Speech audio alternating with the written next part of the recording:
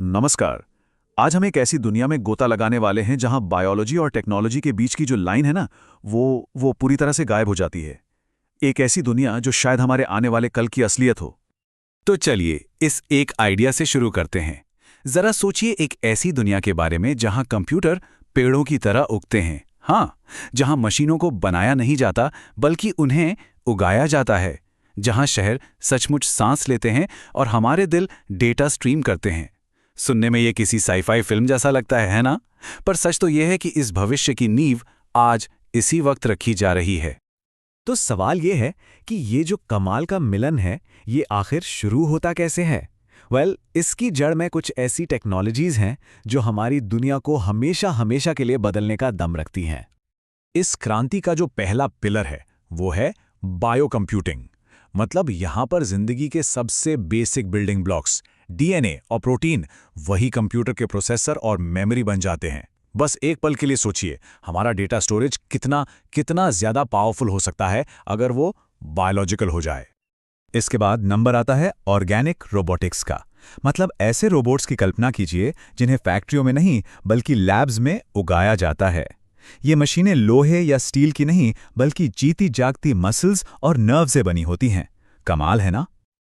और सुनिए, ये बदलाव सिर्फ रोबोट्स तक ही नहीं रुकता। हमारी दुनिया की हर एक चीज जिंदा हो सकती है। ऐसी बिल्डिंग्स जिनकी दरारें खुद ब खुद भर जाएं, ऐसे कपड़े जो सूरज की रोशनी से एनर्जी बनाएं, या फिर सोचिए ऐसे प्लास्टिक के बारे में जो फंगस से बना हो और नेचर में वापस घुल जाए। सब कुछ लिविंग। तो यही हैं वो चार मेन पिलर्स इस नए दौर के bio computing, organic robotics, living materials और न्यूरो इंटरफेस फैब्रिकेशन। यही वो टेक्नोलॉजीज हैं जो मिलकर उस फ्यूचर की नींव रख रही हैं, जहां सिलिकॉन और सेल एक ही चीज होंगे, कोई फर्क ही नहीं बचेगा। लेकिन एक मिनट, इन सारी टेक्नोलॉजीज का सबसे गहरा असर आखिर किस पर होगा? हम पर, हम इंसानों पर। यह सिर्फ दुनिया को बदलने की बात नहीं है, ये तो खुद इंसानियत को रीडिजाइन करने का दौर है। इंसानी काबिलियत का जो विकास है वो कई लेवल्स पर हो सकता है।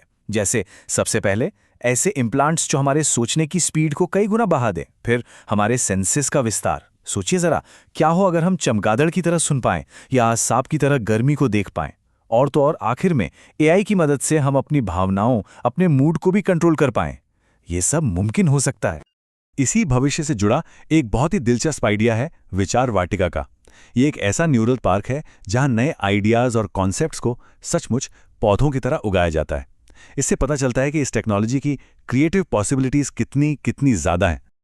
और हाँ, हेल्थ की तो पूरी डेफिनेशन ही बदल जाएगी। कोई वायरस वो एक कंप्यूटर बग जैसा होगा जिसे बस एक पैच लगाकर ठीक कर दिया जाएगा। हमारे ऑर्गन्स के लिए ऐप स्टोर होंगे जहां से हम नए अपग्रेड्स डाउनलोड कर सकेंगे।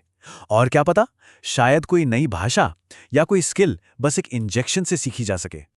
लेकिन रुकिए, ये बदलाव सिर्फ हमारे शरीर के अंदर तक ही नहीं रहेगा।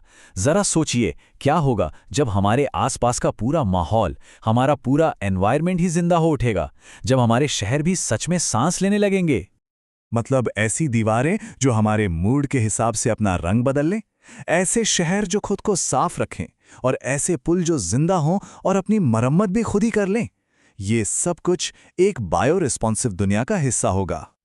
अब देखिए, जब टेक्नोलॉजी और बायोलॉजी इतने इतने ज़्यादा करीब आ जाएंगे तो हमें नैतिकता और अस्तित्व को लेकर कुछ बहुत ही गहरे सवालों से जूझना पड़ेगा। जिंदा होने का मतलब ही पूरी तरह बदल जाएगा। और यहीं पर सबसे बड़ा, सबसे गहरा सवाल खड़ा होता है, आखिर हम जिंदगी को डिफाइन कैसे करेंगे? अगर कोई चीज सोच सकती है, महसूस कर सकती है, लेकिन उसे दर्द नहीं होता, तो क्या हम उसे जिंदा कहेंगे? सोचिए इस बारे में। ये जो लाइन है ना, मेरा दिल कोड और क्लोरोफिल पंप करता है, ये इस नए आइडेंटिटी क्राइसिस को क्या खूबसूरती से दिखाती है। जब कोई इंसान आधा बायोलॉजिकल और आधा मशीन हो तो उसकी पहचान क्या होगी? ये एक बहुत ही पर्सनल और गहरा फिलोसॉफिकल सवाल है। और फिर एक और नैतिक सवाल मुंह बाएं खड़ा हो जाता है। क्या इन नई बायोटेक्निकल चीजों को कोई अधिकार, कोई राइट्स मिलने चाहिए? क्या एक उगाए गए रोबोट को एक इंसान का दर्जा मिलना चाहिए? ये वो सवाल हैं जो हमारे कानून और हमारे समाज की बुनियाद तक को हिला के रख देंगे। तो अब हम आते हैं सबसे आखिरी सवाल पर। ये रास्ता इंसानियत को आखिर ले कहाँ जाएगा? क्या यह हमारे पतन की कहानी लिखेगा या फिर एक नए दौर में हमारे और भी ज्यादा विकास की? देखिए, हमारे सामने दो बिल्कुल अलग-अलग फ्यूचर हो सकते हैं।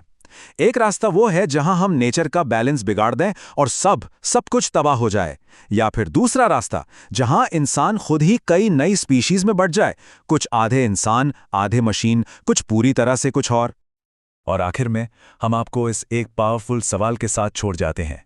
एक ऐसी दुनिया में जहां हर चीज जिंदा है, हर चीज सोच सकती है, उस दुनिया में, उस बगीचे में जिसे हमने खुद उगाया है, हम कौन हैं? हमारी अपनी पहचान क्या होगी? ये एक ऐसा सवाल है जो हमें आने वाले कल के बारे में बहुत गहराई से सोचने पर मजबूर कर देता है।